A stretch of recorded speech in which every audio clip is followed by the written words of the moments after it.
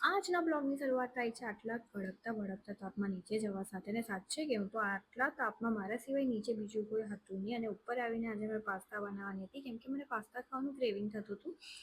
તો પહેલાં તો પાસ્તાને બોઇલ કરી દઈએ ને એક કઢાઈમાં ઓઇલ, ઓનિયન, ગાર્લિક અને મરચાં નાખીએ. મરચાં તમે ટેસ્ટ અકોર્ડિંગ નાખી શકો છો, સ્પાઇસી, મીઠું જેને જેવી રીતે જોઈતું હોય એ રીતે. અને ટામેટાને આવી રીતે હાફ કટ કરીને થોડું પાણી નાખીને ઢાંકીને થોડી વાર રાખવાનું છે, જ્યાં લગી આ ટામેટાની સ્કીન આવી રીતે ઇઝીલી નીકળી નહીં જાય. પછી એક મિક્સી જારમાં પનીર લઈએ. અહીંયા મેં લો ફેટ પનીર લીધું છે, તમે કોઈ બી યુઝ કરી શકો છો. અને પછી આ કાંદા ટામેટા ઠંડા થઈ જાય પછી એને મિક્સીમાં નાખીને એની પ્યોરી કરી દઈએ. અને મને જે એક્ઝેક્ટ સોસનો કલર જોઈતો હતો એ જ આવ્યો છે.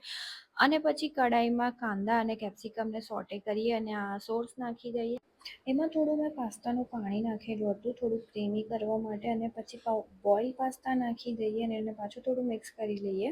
થોડી વાર થવા દઈએ અને પાછું પાસ્તાનું પાણી નાખીએ. બેના વજહથી આપણા પાસ્તા થોડા ક્રીમી બનશે. અને પછી બેસી જઈએ જમવા. અને સાચાનો ટેસ્ટ એટલો સારો હતો. અને આ એક હેલ્ધી પાસ્તા છે જેમાં પ્રોટીન, લો ફેટ બધું છે, તો આપણે ડાયટમાં બી યુઝ કરી શકીએ છીએ. અને પછી મેં કુકી નીચે ચાલ્યા ગયા હતા વોક કરવાના. આજે આટલું સારું સનસેટ હતું. અને લાસ્ટમાં ડિનર કરી લઈએ, કેમ કે આજનો બ્લોગ બહુ મોટો થઈ ગયો છે. બાય.